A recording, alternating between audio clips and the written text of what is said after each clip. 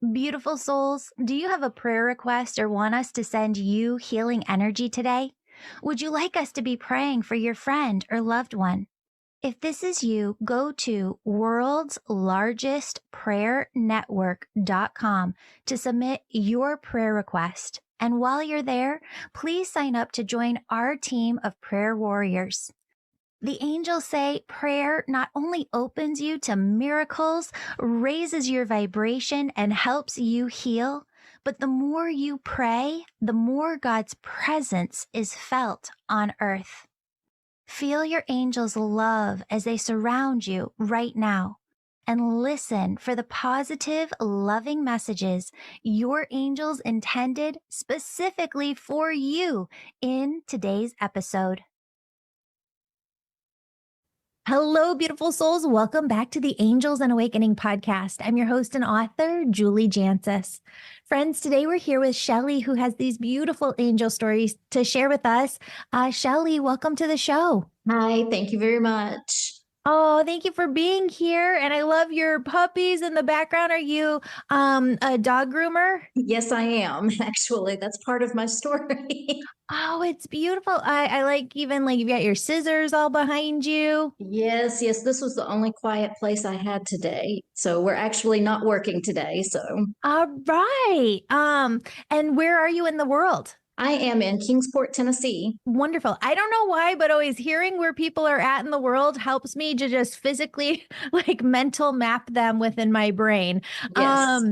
I'm going to have you take it away and share your first story. Okay, great. Thank you.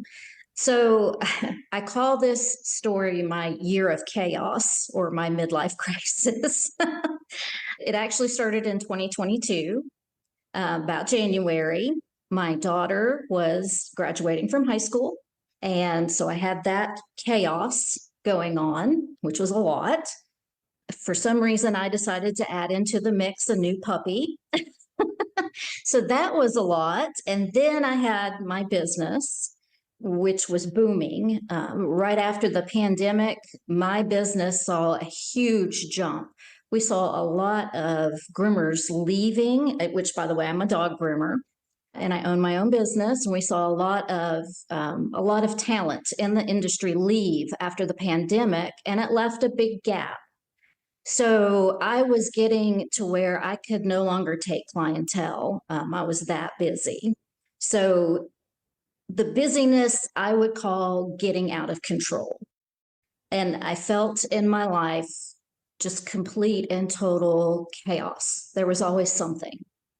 On top of that, my daughter decided to go to school 5 hours away. So not only was she graduating, I was also preparing her to go away, my only baby. So there was a lot of chaos in my life.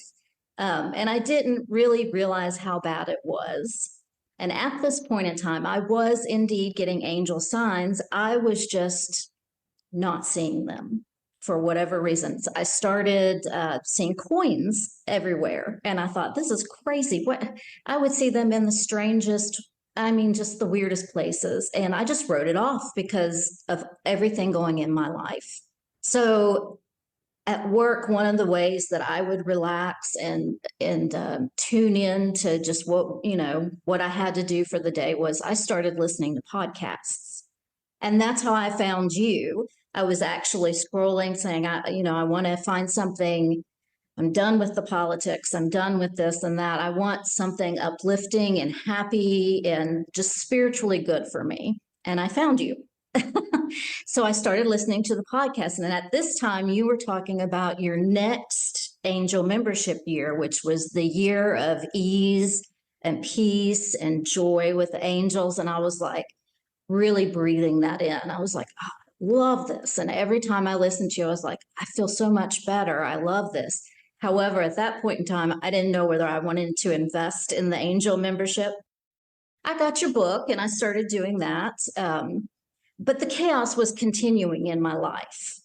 And it culminated into a huge dog bite about November. It was the last week of October, early November of 2022.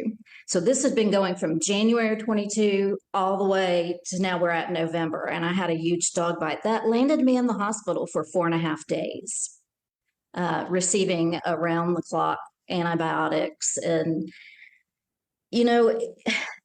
for a person like me, it was hard because I had to sit there in the hospital and not do anything when I had had nothing but everything going on around me. And it was my chance to really sit there and say, something's got to change. I've got to change my life. Something has got to change. So I decided to join the angel membership because I was like, I've got to figure out this peace and this joy. So I started making changes. And part of the membership, we would get together in the small groups and we would talk. And all these ladies were so joyful and happy. And I kept listening to their stories and I kept saying to myself, this stuff is not happening to me. I'm meditating, I'm doing the oneness, but I'm not getting any of the signs. I'm not seeing what these ladies are seeing. And, that was unusual because I consider myself a very spiritual person. And in the past, I have gotten these signs, recognized them, and somewhere along my life that stopped. But it didn't really stop. I just didn't notice what was going on because now that I look back, I see these were all signs leading up to this moment. The dog bite was a big one. So in January, probably the first week of January or so, I took down my Christmas tree. And in the past, I found ornaments in the tree in the past as I'm dragging it out. I'm like, oh, darn it, I missed that ornament. And I've, taken it off. So I made sure to scour this tree for ornaments. And we took it out and, it had been about 3 days. When you go outside in my house, you walk out and immediately there's a little sidewalk that leads right to the driveway. It's about a 5-step process to the driveway. So I did this for 3 to 4 days, walking outside, going to my car, never noticed a thing. Okay, I had already taken the tree was gone, and I never noticed anything. Well, one day it was pouring, absolutely pouring the rain. So I get ready to go out to my car. I kind of cover myself up and I'm starting to run because I'm going to have to run to the car. That's how hard it was pouring. So I'm running, and as I'm running, I'm looking down and I notice there's a Christmas ornament right there in the grass beside the sidewalk. And I was like, oh, I was mad. I was like, oh my gosh, I cannot believe that I left. How did this happen again? I scoured that tree. So I jerked up this ornament, I get in my car and I'm sitting there and I'm thinking, oh my gosh, how could I forget this? And I remembered one of the group leaders in the small groups said to me, because I had said like, well, I'm not really getting angel signs. She laughed and she said, well, when you recognize them, you'll get them a lot. So basically she told me, yeah, you're getting them, but you're not seeing them. And so I sat there for a minute in my car and I went, oh my gosh, this was an angel sign. And I'll tell you why, and I'll show you. This is what I found in the grass. It's an angel. It's a little angel. This little angel is what it took to bonk me upside the head and say, hello, we're here. You're getting your signs. You're not paying attention. Shelly, so after you got that one, did you start to see them more? I see them all the time now. I see them all the time. So I took my little angel, and she hangs on the wall behind me here at the shop to remind me that, they're there all the time, all the time.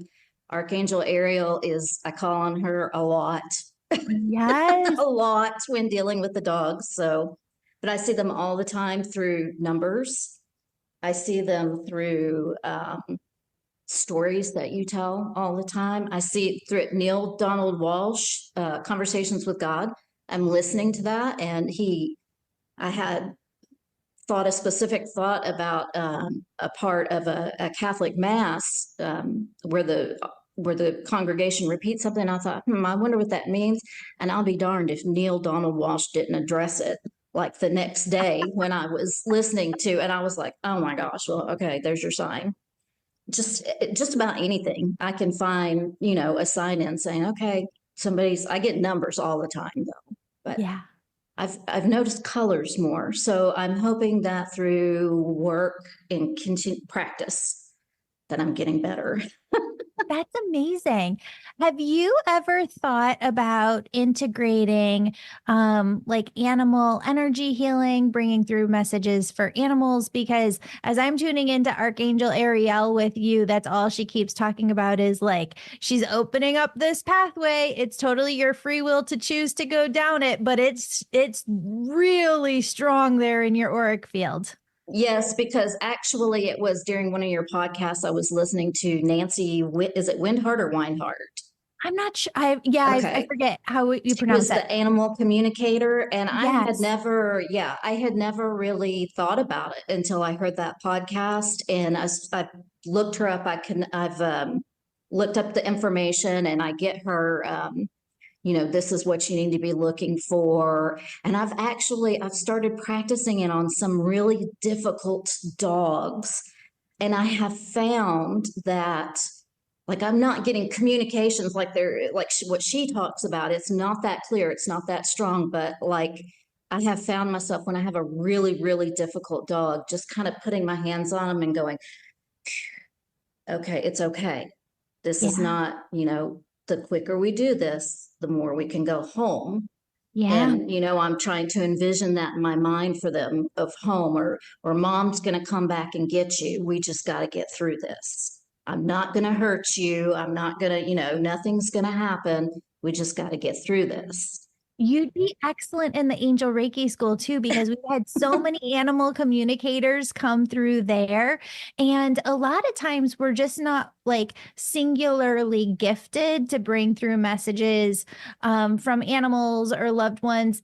Like once you understand how to do it, you can tell what is your intuition, what is coming through from your spirit team to you, what's coming through from pets to your client, what's coming through from loved ones to your client, what's coming through Right. from angels to your client. So there's a lot in there. I'm so excited for where you're going to take this. I don't know that this area is quite ready for that yet. For sure. For me to like, say, hey, let's do some animal communication. I'm not sure this area is ready for that yet, but I do use it. Yeah. I do try to just, if not anything else, just to calm them down, because your energy is key in this job. Oh, You have to 100%. have the correct energy, or it's just gonna blow up on you. So Yeah. that is something that I have been concentrating on, is making sure the energy is right in the building. I remember before we rode horses one time where they said, like you have to really stabilize your energy before you get on that horse. But I've always felt energy, seen energy in ways. And so this was even before I started this work. And I remember getting onto that horse and feeling like just how empaths take on energy, that horse was like absorbing my energy into Yes. its auric Yes. field and kind of almost becoming one. Yes, absolutely. Yeah, it's wild. So yeah, they feel it all. They feel it all. They can tell if you're afraid. They can tell if you're happy, sad. They feel it all. So, and whether you're an empath or not, because I don't really consider myself an empath, they are. They are. Oh, 100%.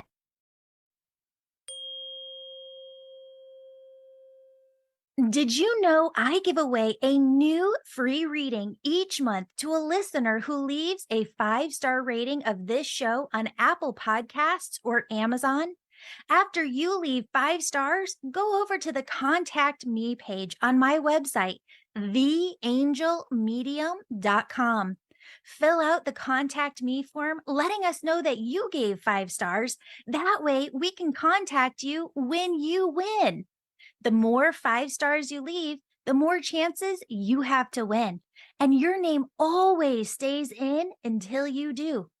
Don't forget to stay subscribed to our emails so that you know when you've won your free session with me. Sending you so much love and gratitude for your support on this. Thank you. Now let's dive back into the show.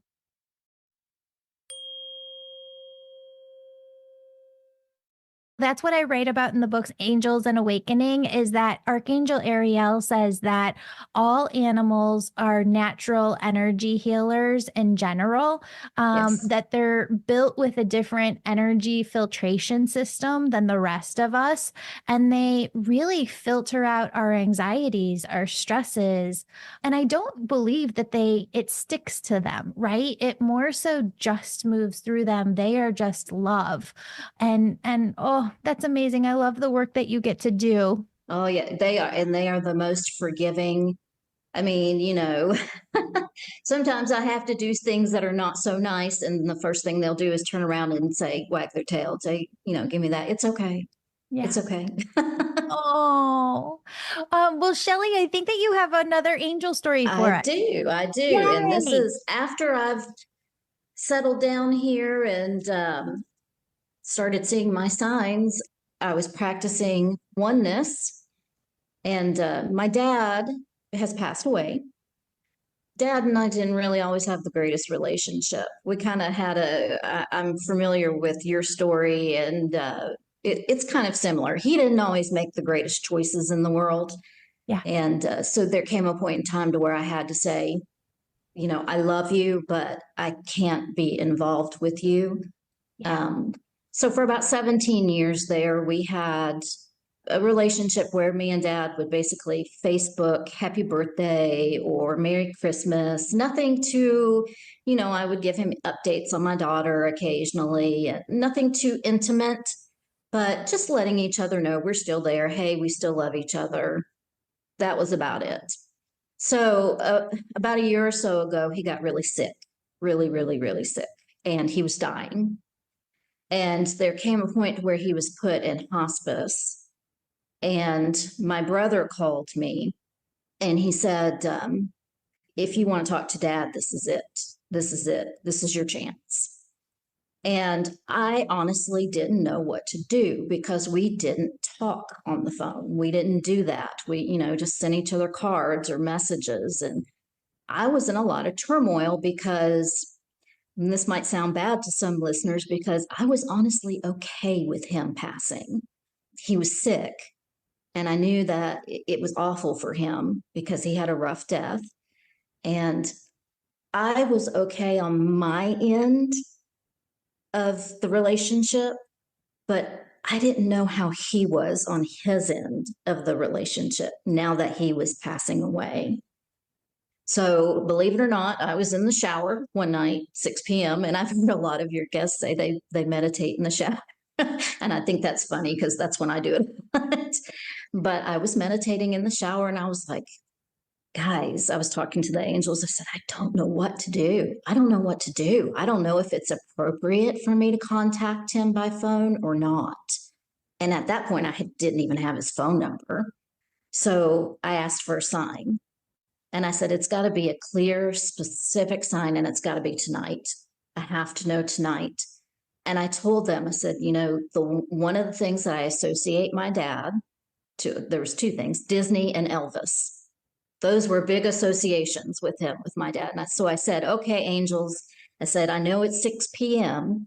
I know it's late, but give me an Elvis sign. If I'm supposed to contact Dad, give me an Elvis sign.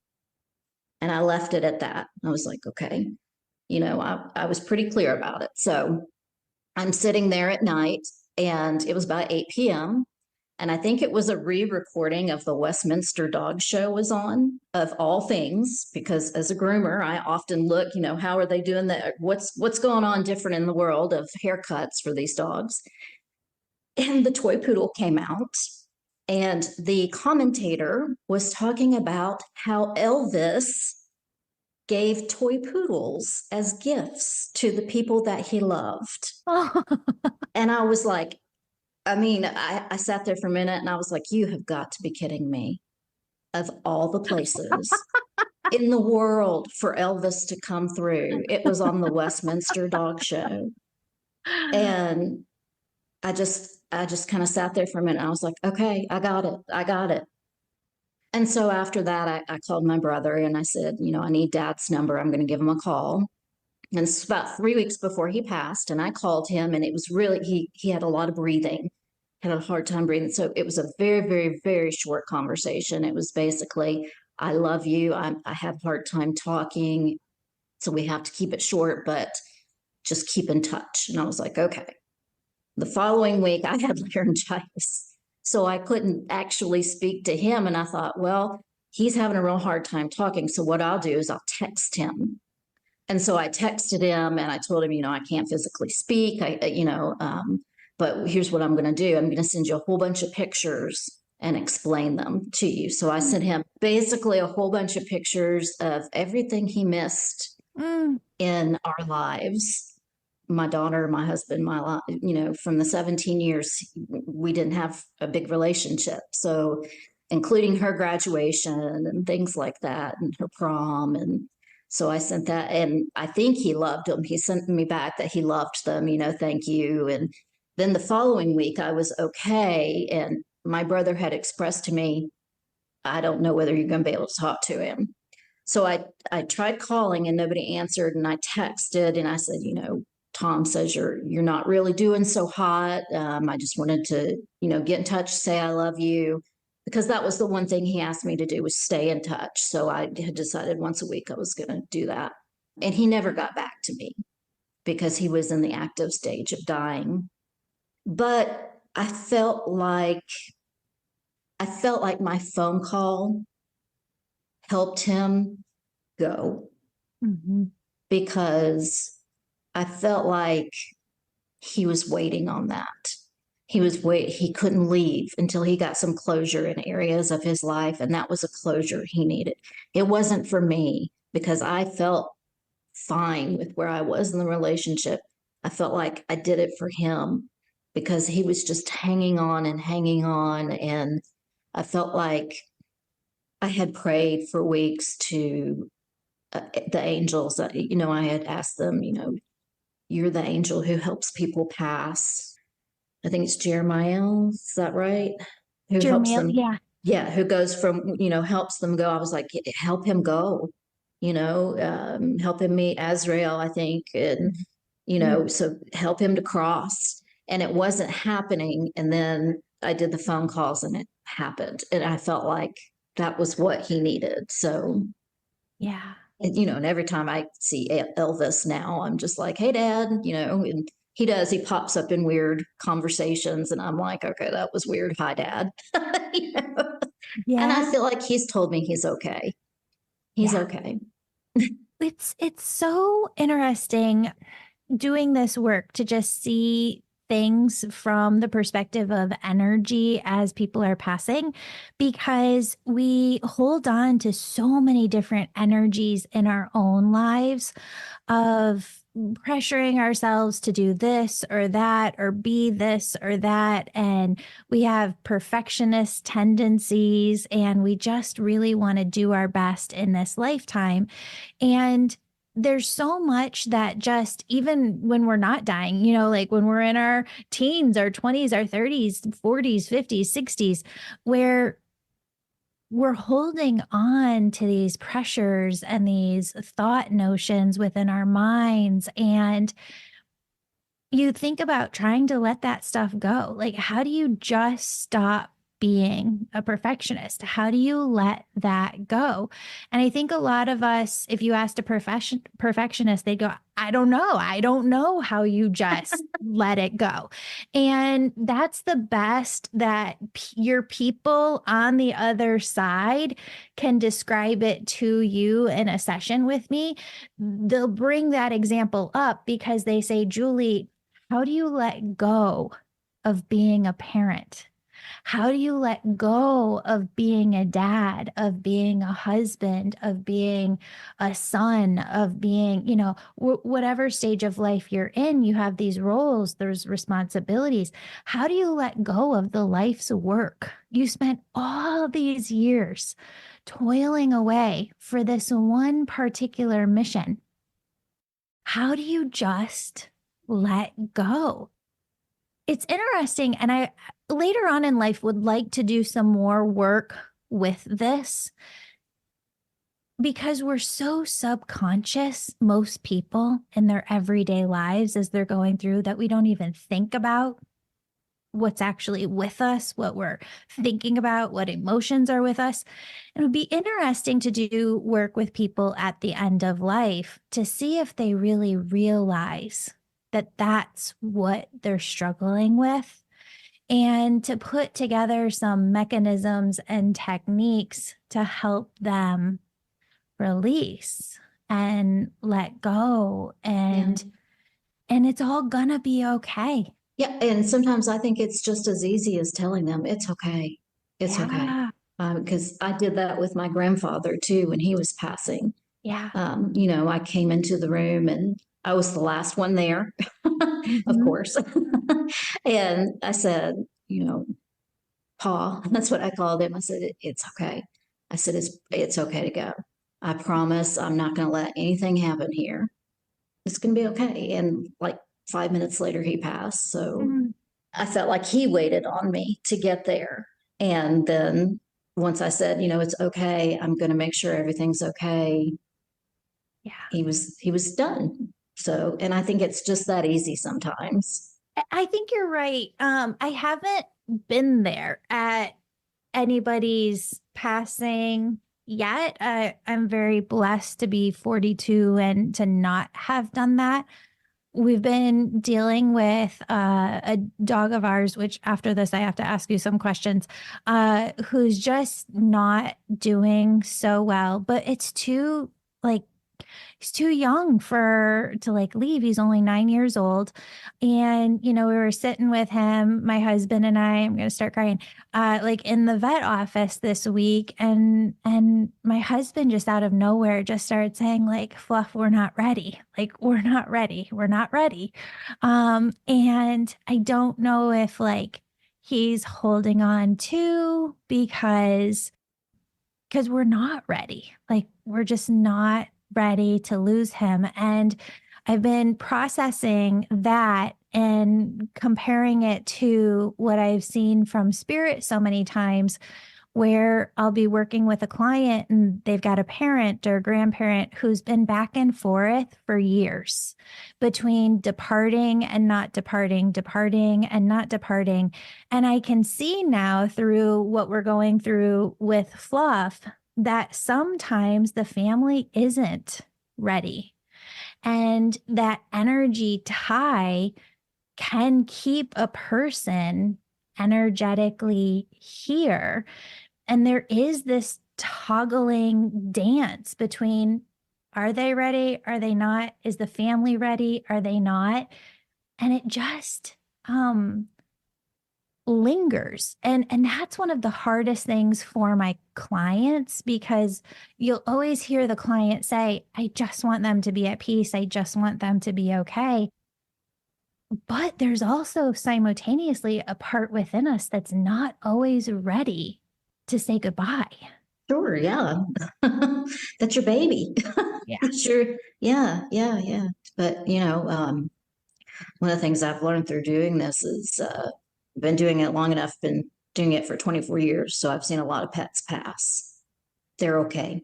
Mm-hmm. They're okay. And sometimes they may even come back to you. I've got, believe it or not, this new puppy I have. I don't know if this is possible or not, or if it's the same little soul, but I think he's got two little dogs of mine in him. So I see him do things and I think, oh my gosh, I had a little chaotic pug for a long time. And I think, oh, there she is. And I've had visitation dreams Mm-hmm. with my first beloved dog. And he came back specifically to tell me, I'm okay, Mom. Yeah. I'm here and it's great. Yeah. And I could feel him and I could smell him. And so I know it was a visitation dream, but he comes through often. He Yeah. must like visiting. Oh, So I'm so grateful for our dog Fluff, because I wrote about this in the first book, Angels and Awakening, that um we didn't know what to name him. And one of the signs, my dad always liked Fluffernutter, like the marshmallow fluff. I mean, Yes. that was his thing, Fluffernutter sandwiches. And so we saw this big wall to wall, like aisle or end row at Walmart of just complete Fluffernutter. And I have never seen that before. We ended up naming him Fluff. And he just came into our lives like at a point where like my marriage was a mess in like 2015.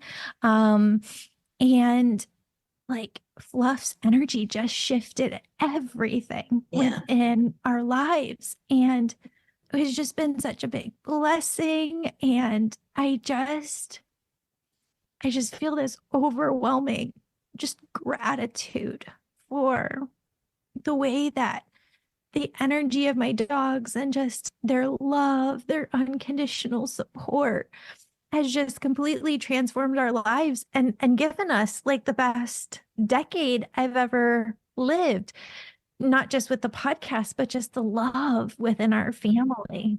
Yeah. Yeah. You Yeah. you can't take that away. You can't take that because you've got Shih Tzus, right? Hmm. Yeah, that's what I had right before my year of chaos. My little Shih Tzu passed away, and that's what I got. I have a Pikazoo now named Hmm. Mushu. And he was even though it was chaotic, he was part of my healing. He was very much part of that healing because I was a little lost without my little Fluffy right beside me, you know. Yeah. And I remember taking a picture when I picked him up. I had this little bitty black Fluffy right beside me and took a picture and sent it to my husband. And he goes, "There's her smile again."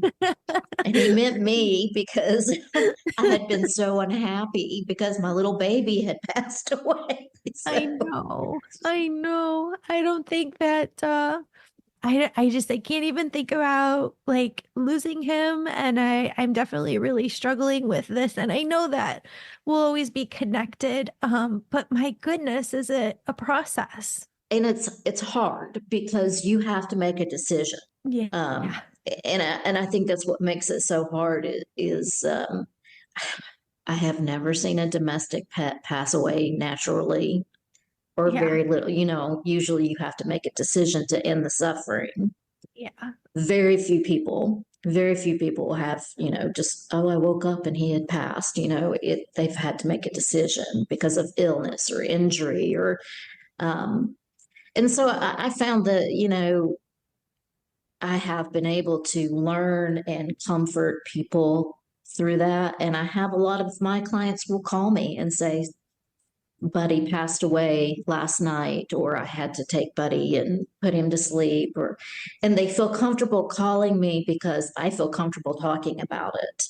Yeah. So I do feel like that's part of my helping through my job is, Oh, for sure. to make them better, whether it's just to make them feel better with a nice haircut or to make the pet parent feel better because I can discuss, hey, this is how we can better take care of the pet and make them happier so you're happier, so. And it took me a little bit to learn that because I thought, surely this is not the job where I'm supposed to help people, but it is. It is. I It fully is. believe that. So, Yeah. There aren't that many people to talk about it with. So no, no, I can no, no, totally see no, that. no, no, no. And I find a lot of people don't want to talk about it. Mhm. But, when you hand me a 15-year-old baby and their life expectancy is 12 years, and they say to me, oh, I don't know what I'm going to do. I have found ways to gently introduce, it's time to start thinking about the dog through, Mhm. because they are a senior at this point and it is going to happen. And, I'm not trying to bum you out or, but Right. these are things we have to think about as human beings who have been put in charge of these creatures. So, Think about how much pain how much pain they're in. And right, right. Well, I mean, when somebody stops eating or, can't move anymore, or you have to think about quality of life. It's all about Mhm. quality of life. And that's something that I introduced to them. which amazingly enough, a lot of people don't think about with their pets is how's the quality of life, Yeah. because they've given you so much. Right. You know, one of And the greatest things you can do for them is to ensure that they're not suffering. So, and that's what's going on right now. Like for the last 2 months, he's just like slowly changed his eating habits. I noticed at first, we like had this silver shiny bowl that they used to drink out of for their water. And sometimes like the sun would hit it. And I didn't know if he didn't like the glare, but then we put it into like this large white bowl, but he still wouldn't drink out of that. So then we gave him this teeny tiny little bowl of water, which is the only thing that he would drink out of. And then he changed his eating habits where he wouldn't eat dog food anymore. We've literally probably spent over $1,000 over the last 2 months trying every single dog food out there to try and get him the right vitamins. Um, he won't eat any of it, like none of that. So I started him like on this home cooked like animal food diet. So cooking that for him, but then he wouldn't eat off of his plate anymore. I have to hand feed him. Like I can't even put it on a spoon and give it to him. He'll only take for some reason out of my hand. But over the past 2 weeks, he's just like pretty much stopped eating altogether, only eat like 3 bites a day. And so we've taken him into the vet multiple different times. I mean, like they've done all of the x-rays, they've done the ultrasounds, they've looked at the teeth to make sure. And like they can't tell us what's going on. He was in some physical pain, but they said it's probably two separate issues, like GI is one, and then something going on pain wise. So we went through like around a week's worth of pain medicine and he kind of like came back a little bit. But then he went downhill again really fast. And now he's like on pain medication and we're giving him medicine every day to try and spark his appetite. But it's also confusing because he like on the medications, he kind of comes back to life. But then as soon as those medications wear out, he's just a very different dog. The things that you said, I would have wondered, did you have a complete blood workup? Yeah. Mm-hmm. Including thyroid? I'll check on that. Okay. So I would check his thyroid. I would ask specifically to check his thyroid. Okay. He is a senior pup, so he does need senior things for the joints. Okay. So you said he was on pain medication. That's probably something that needs to continue, whether you look into some sort of glucosamine or even a prescription type Rimadyl for arthritis. Okay. And your vet will be able to recommend all those to you. You can get some over, like I have a 8-year-old dog that takes pain medication all the time because she's blown out her knees. And so she's on it for the rest of her life, probably, which will be, till about 12. So, Okay. Since you do have a senior dog, I would say, there may be some arthritis starting to set up in the joint. The teeth were another thing that if the teeth are fine, then, maybe have a second look and see. But thyroid, check that thyroid. Okay. And check for Cushing's. Those are specific things that have to be tested for. Cushing's disease? Cushing's disease. Okay. I didn't know that dogs could get that. Yeah. Check for Cushing's. We know he's not got diabetes because you did the basic blood work and that would have been caught. But you have to test specifically for thyroid, specifically for Cushing's. Okay. And see, because a lot of the behavior that you're describing, I've seen that with thyroid and Cushing's and other dogs. So where they as soon as you can get that under control, they start eating again. Thyroid is amazingly simple. You just give them a pill and it's relatively cheap and they come back to life. Yeah. Cushing's is a little more difficult. You have to regulate the medication. Okay. So it will be months of blood work and, is this the right dose? Is that the right dose? And you will eventually see things like stiffening of the joints, as they age. But a lot of dogs do amazingly well on the medication. They get appetites back, they get their little bounce back. They make it to a really nice senior age comfortably. So those are the two things I would say to look for: Cushing's and thyroid. All right, well, we're going to do it, Shelly. That's amazing. Well, thank you. This is a turntable today. You gave me the messages. Thank you for that. You're welcome. I appreciate it. Thank you for being here. Anybody listening who has angel stories to share, I'd love to have you on the show. Go over to theangelmedium.com and submit your stories through our contact form. And again, we'd love to have you here to bring hope to just so many people who need to hear your stories. Shelly, thank you. Thank you very much. I appreciate it. Beautiful soul, thank you so much for joining me today. My name's Julie. You know I'm all about connecting you with messages from your angels and loved ones on the other side. If you've been listening today and you're super excited and just have to know which angels are around you right now, who's connecting with you, and what messages they have for you, go to theangelmedium.com. Register for a session. You can do a reading with me or a member of my team, and we can help you in making sure that your angels are doing the very best they can to support you and guide you to your best life. If this sounds like you, virtual sessions, they're only offered on my website. Sign up today. And if you're the person who's really excited, you can sign up for my Angel Reiki School to become a certified angel messenger.